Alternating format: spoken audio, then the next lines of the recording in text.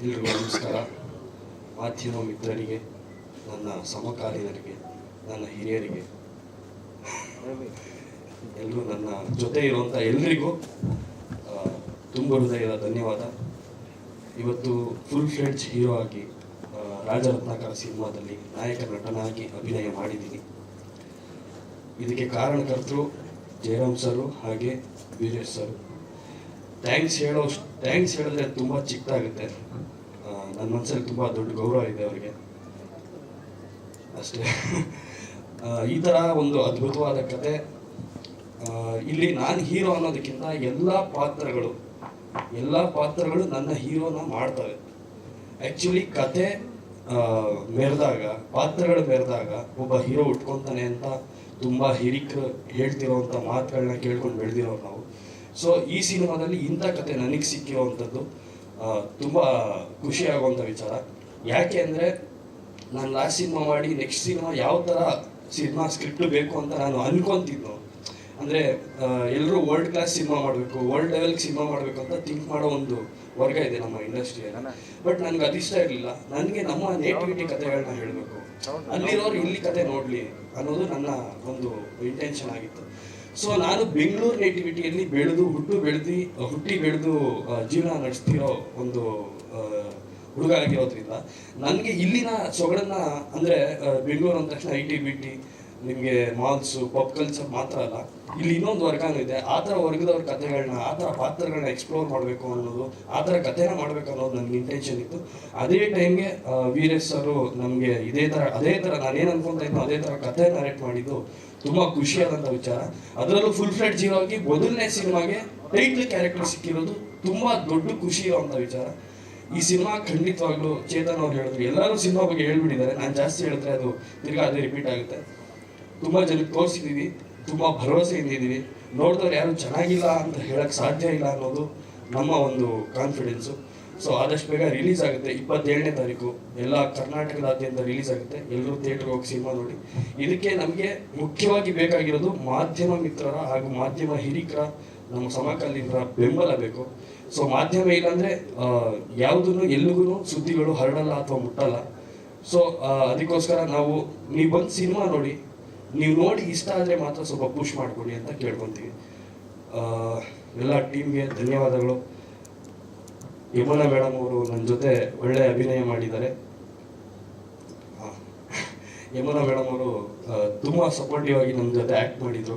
ಹಾಗೆ ನಾಗರಾಜ್ ರಾವ್ ಸರ್, ಎಲ್ಲರೂ ಟೀಮ್ ಎಲ್ಲರೂ ಚೆನ್ನಾಗಿ ಆ್ಯಕ್ಟ್ ಮಾಡಿದ್ದಾರೆ, ಚೆನ್ನಾಗಿ ನನಗೆ ಸಪೋರ್ಟ್ ಮಾಡಿದ್ದಾರೆ. ಎಲ್ಲರಿಂದನೇ ನಾನು ಹೀರೋ ಆಗೋದು ಸಿನಿಮಾದಲ್ಲಿ. ಸೊ ಅದು ಸಿನಿಮಾ ನೋಡಿದಾಗ ನಿಮಗೆ ಗೊತ್ತಾಗುತ್ತೆ. ಹೇಳಿ ಸರ್. ಹಾಂ, ಹೌದು ಸರ್. ಇದು ಓಪನ್ ಆಗಿ ಹೇಳ್ಬೇಕಂದ್ರೆ ಮಾಡು ಇಲ್ಲವೇ ಮಡಿ ಸಿಚುವೇಶನ್ ಇದೆ. ಆ್ಯಕ್ಚುಲಿಯಾಗಿ ತುಂಬ ವರ್ಷದಿಂದ ನಮ್ಮನ್ನು ತುಂಬ ಚಿಕ್ಕ ವಯಸ್ಸಿಂದ ನೀವು ನೋಡ್ಕೊಂಡು ಬಂದಿರೋದು.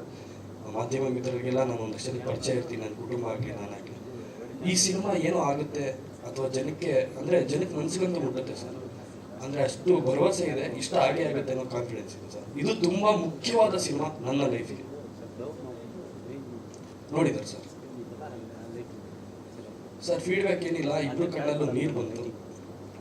ಅಂದರೆ ಮಗನ ಸಿನಿಮಾ ನೋಡ್ತಾ ಇದ್ದೀವಿ ಅನ್ನೋದು ಫೀಲ್ಗಿಂತ ಆ ಸಿನಿಮಾದಲ್ಲಿರೋ ವಿಷಯಗಳು, ಸನ್ನಿವೇಶಗಳು ಅವ್ರಿಗೆ ಕನೆಕ್ಟ್ ಆಗಿ ಕ್ಲೈಮ್ಯಾಕ್ಸಲ್ಲಿ ಕಣ್ಣೀರು ಬಂದಿದ್ದು, ಅದೇ ಫೀಡ್ಬ್ಯಾಕ್ ಅಂತ ಹೇಳ್ತೀನಿ ಸರ್. ಅದೇ ಸರ್, ಅಲ್ಲೂ ಅಷ್ಟೇ. ಈಗ ನಾವು ಎದುರುಗಡೆ ಇದ್ದಾಗ ಚೆನ್ನಾಗಿದೆ ಅಂತಾರೆ ಅಥವಾ ಚೆನ್ನಾಗಿಲ್ಲ ಅಂತಾರೆ. ಅದು ನಾವು ಎದುರುಗಡೆ ಇದ್ದಾಗ ಚೆನ್ನಾಗಿದೆ ಅಂತ ಒಂದು 99% ಹೇಳೇ ಹೇಳ್ತಾರೆ. ಅವ್ರ ಮಾತುಗಳನ್ನ ತೆಗೆದಾಕ್ಬಿಡೋಣ, ಅವ್ರು ಏನು ಹೇಳಿದಾರೋ ಅದನ್ನ ಸೈಡಿಗೆ ಇಟ್ಬಿಡೋಣ. ಬಟ್ ಅವ್ರ ಕಣ್ಣಲ್ಲಿ ಬಂದಿರೋ ಕಣ್ಣೀರು ಸುಳ್ಳು ಹೇಳಕ್ಕೆ ಸಾಧ್ಯ ಇಲ್ಲ. ಸೊ ಇದೇ ನಮ್ಮ ಸಿನಿಮಾದ ರಿವ್ಯೂ. ನಾವು ಸಿನಿಮಾಗೆ ಮುಂಚೆ, ಅಂದರೆ ರಿಲೀಸಿಂಗ್ ಮುಂಚೆನೆ ಒಂದಷ್ಟು ಜನಕ್ಕೆ ಸಿನಿಮಾ ತೋರಿಸ್ತೀವಿ ಅಂತ ಹೇಳಿದಾಗ ತುಂಬ ಜನ ಹೇಳಿದ್ರು, ತೋರಿಸ್ಬೇಡಿ, ನೆಗೆಟಿವ್ ಆಗಿಬಿಟ್ರೆ ಏನು ಮಾಡ್ತೀರಾ, ಈ ಥರ ಏನೋ ನಿಮಗೆ ಪ್ರಾಬ್ಲಮ್ ಆದರೆ ಏನು ಮಾಡ್ತೀರಾ ಅಂತ. ಬಟ್ ನನಗೆ ಸಿನಿಮಾ ಮೇಲೆ ಕಾನ್ಫಿಡೆನ್ಸ್ ಇತ್ತು. ಸಿನಿಮಾ ಮೇಲೆ ಕಾನ್ಫಿಡೆನ್ಸ್ ಇರೋದ್ರಿಂದ ನಾವು ಯಾರಿಗೆ ಸಿನಿಮಾ ಮಾಡಿದ್ದೀವಿ ಅವರಿಗೆ, ಅಂದರೆ ಜನಕ್ಕೆ ಸಿನಿಮಾ ಮಾಡಿದ್ದೀವಿ, ಜನಕ್ಕೆ ತೋರಿಸೋಣ, ಖಂಡಿತವಾಗ್ಲೂ ಇಷ್ಟಪಡ್ತಾರೆ. ಇಷ್ಟಪಟ್ಟ ಮೇಲೆ ಅದು ಚೆನ್ನಾಗಿಲ್ಲ ಅನ್ನೋಕ್ಕೆ ಸಾಧ್ಯ ಇಲ್ಲ ಅನ್ನೋ ಒಂದು ಕಾನ್ಫಿಡೆನ್ಸ್ ಇತ್ತು. ಅದೇ ಥರನೇ ರಿಪೋರ್ಟ್ಸ್ ಬಂದಿರೋದ್ರಿಂದ, ಅಂದರೆ ಹೇಳ್ತಾರೆ ಸರ್, ಮಾತಲ್ಲಿ ಏನೇ ಹೇಳಿ ಸರ್, ನಾವು ಎದುರುಗಡೆ ಇದ್ದಾಗ ಹೇಳ್ತಾರೆ, ಬಟ್ ಕಣ್ಣಲ್ಲಿ ಬರೋದು ನೀವು ಸುಳ್ಳು ಹೇಳೋಕ್ಕೆ ಸಾಧ್ಯ ಇಲ್ಲ. ಇದೇ ನಮ್ಮ cinema review sir. Thank you. Doddamani ಅಂತ, ನಾನು ಉತ್ತರ ಕರ್ನಾಟಕದವಳು. ವೀರೇಶ್ ಸರ್ ಡೈರೆಕ್ಟರ್, ಅವರು ಕೂಡ ಉತ್ತರ ಕರ್ನಾಟಕದವರು. ಸೊ ನಂಗೆ ತುಂಬ ಲಕ್ಕಿಯಾಗಿ ಫೀಲ್ ಆಗುತ್ತೆ. ಸೊ ಉತ್ತರ ಕರ್ನಾಟಕ ಟ್ಯಾಲೆಂಟ್ಸ್ ಇಲ್ಲಿ ಸ್ಟೇಜ್ ಮೇಲೆ ಇದ್ದೀವಿ ಅಂತ. ಆಮೇಲೆ so first of all movie ಬಗ್ಗೆ ಹೇಳಬೇಕು ಅಂದರೆ ಮ್ಯಾಮ್ ಹೇಳ್ದಂಗೆ ಪ್ರತಿ ಮನೆಯಲ್ಲೂ ಕೂಡ ಈ ಸ್ಟೋರಿ ಕನೆಕ್ಟ್ ಆಗೇ ಆಗುತ್ತೆ. ಸೊ ನನ್ನ ಪಾತ್ರ ಇದರಲ್ಲಿ ಫ್ರೆಂಡ್ ಕ್ಯಾರೆಕ್ಟರ್, ನಿಮ್ಮಿ ಅನ್ನೋ ಕ್ಯಾರೆಕ್ಟರ್ ಮಾಡಿದ್ದೀವಿ. ಫ್ರೆಂಡ್ ಅಂದ ತಕ್ಷಣ ಯೂಶ್ವಲಿ ಹೀರೋಯಿನ್ ಜೊತೆ ಮಾಡ್ತೀವಿ, ಕ್ಯಾಶುವಲ್ ಸೀಕ್ವೆನ್ಸ್ ಇರುತ್ತೆ. ಬಟ್ ನಂದಿದು ಹೆಂಗಿದೆ ಅಂದರೆ ಸ್ಟೋರಿ ಟ್ವಿಸ್ಟ್ ಆಗುವಂಥ ಸೀಕ್ವೆನ್ಸ್ ಇದೆ.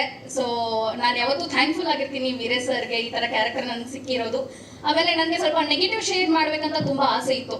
ಬಟ್ ನಿಮ್ಗೆ ಸೂಟ್ ಆಗಲ್ಲ ಅಂತಲೇ ತುಂಬ ಜನ ಹೇಳಿರೋದು. ಬಟ್ ವೀರೇಶ್ ಸರು ಕ್ಯೂಟ್ನೆಸ್ ಅಲ್ಲೇ ಕ್ರಿಮಿನಲ್ ಕ್ಯಾರೆಕ್ಟರ್ ಥರ ತೋರಿಸ್ಕೊಟ್ಟಿದ್ದಾರೆ. ಸೊ ಅದು ನಂಗೆ ತುಂಬ ಖುಷಿ ಆಗುತ್ತೆ. ಆಮೇಲೆ this is like dream come true ಅಂತಲೇ ಹೇಳ್ಬೋದು. ರಾಜ ಬರ್ತಾನೆ ಹೋಗ್ತಾನೆ, ಆದ್ರೆ ರತ್ನಾಕರ ಯಾವಾಗೂ ಮನ್ಸಲ್ಲಿರ್ತಾನೆ. ಸೊ ಎಲ್ಲರೂ ದಯಮಾಡಿ ಸೀರಿಯಲ್ ನೋಡಿ, ಮೂವಿ ನೋಡಿ ಎಲ್ಲರೂ ಮೂವಿ ನೋಡಿ ನಿಮ್ ಸಪೋರ್ಟ್ ಯಾವಾಗ್ಲೂ ಇರ್ಲಿ ಅಂತ ಕೇಳ್ಕೊಂತೀನಿ. Thank you. ಎಲ್ರಿಗೂ ನಮಸ್ಕಾರ. ನಾನು ಒಬ್ಬ ಪುಟ್ಟ ಕಲಾವಿದ, DPH ಅಂದ್ರೆ ಡೀಸೆಂಟ್ ಕೋಲಿ ಹುಡುಗ ಇಮ್ರಾನ್ ಪಾಷಾ ಅಂತ. ಸೊ ತುಂಬಾ ಖುಷಿ ಆಗ್ತದೆ ನನಗೆ ಈ ಸಿನಿಮಾದಲ್ಲಿ ಪಾತ್ರ ಸಿಕ್ಕಿದೆ. ಒಂದು ವಿಭಿನ್ನವಾದ ಪಾತ್ರದ ಹೆಸರು ಮಾಧುರಿ. ಸೊ ಈ ಸಿನಿಮಾದಲ್ಲಿ ನಾನು ತೃತೀಯ ಲಿಂಗದ ಪಾತ್ರ ಮಾಡಿದ್ದೀನಿ.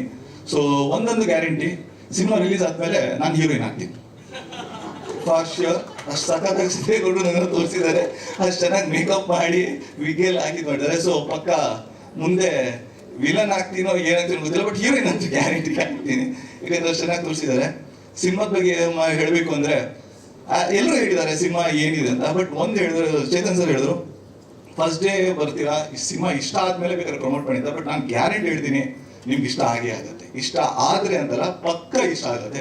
ಯಾಕಂದ್ರೆ ತುಂಬಾ ಎಫರ್ಟ್ ಹೋಗಿದೆ. ಲೈಕ್ ಎವ್ರಿ ಒನ್ ಏನ್ ಹೇಳ್ತಾರೆ, ಕಷ್ಟಪಟ್ಟು ಮಾಡಿದೀವಿ ಅಂತ ಹೇಳ್ತಾರೆ. ಬಟ್ ನಾವು ಕಷ್ಟಪಟ್ಟು ಇಷ್ಟಪಟ್ಟು ಮಾಡಿದೀವಿ.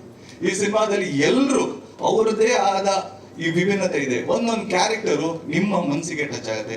ಎಸ್ಪೆಷಲಿ ನಂಗೆ ಚಂದನ್ ಸರ್ ಬಗ್ಗೆ ಹೇಳ್ಬೇಕು. ನಾನು ಸಿದ್ಲಿಂಗು ಸಿನಿಮಾ ನೋಡಿದಾಗ ಯಾರಿಗೆ ಗೋಡ ಅನ್ಕೊಂಡಿದ್ದೆ, ಒಂದು ಕ್ಯಾರೆಕ್ಟರ್ ಬರುತ್ತೆ.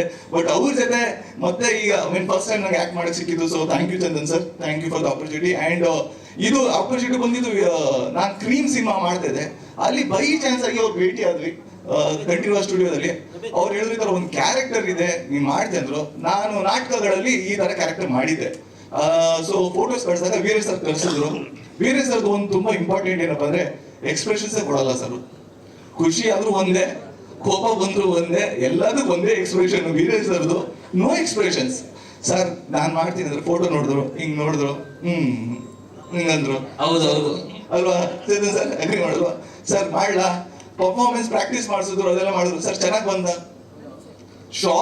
ಶೂಟ್ ಎಲ್ಲ ಆದಾಗ ಕೊಟ್ರು, ಏನ್ರಿ ಡೈರೆಕ್ಟರ್ ಓಕೆ ಅಂದ್ರು. ಹಿಂಗೊಂದು ನಂಗೆ ಭಯ ಆಗ್ತಾ ಇತ್ತು, ಚೆನ್ನಾಗಿ ಮಾಡ್ತಿದ್ದೀನೋ ಇಲ್ವ ಅಂತ. ಬಟ್ ಟ್ರೈಲರ್ ಅಲ್ಲಿ ಒಂದೆರಡು ಝಲಕ್ ತೋರಿಸಿದ್ದಾರೆ. ಸೊ ತುಂಬಾ ಖುಷಿ ಆಯ್ತು. ಥ್ಯಾಂಕ್ ಯು ಸೋ ಮಚ್ ಇಡೀ ಟೀಮ್ಗೆ. ಸರ್ ನೀವು ಅನ್ನದಾದ್ರು ಪೇಮೆಂಟ್ ಕೊಟ್ಟಿದ್ದಾರೆ, ಟೈಮ್ ಕೊಟ್ಬಿಟ್ರು ಪೇಮೆಂಟ್. ಸೀರಿಯಸ್ಲಿ ಆ ಥರ ಸಿಗೋದು ತುಂಬಾ ಕಮ್ಮಿ producers. So thank you sir.